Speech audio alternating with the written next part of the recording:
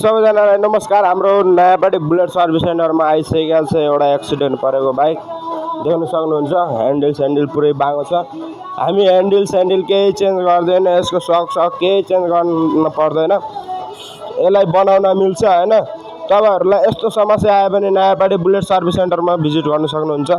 यहाँ देख्नुहुन्छ सबै यो बाङ्गो भएर कस्तो भएको छ। अब यसलाई हामी रिपेयर गर्छौं।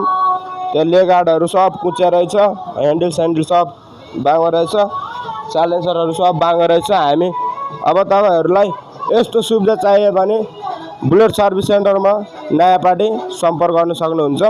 अनि तपाईलाई यो ह्यान्डल चेन्ज गर्न पर्छ बाङ्गो भएर भने त्यो चेन्ज गर्न पर्दैन, तपाईहरु लिएर आउन सक्नुहुन्छ। हाम्रो नयाँपाटी बुलेट सर्भिस सेन्टरमा एकदम नयाँ बनाएर पहिला जस्तै दिन्छ हामी।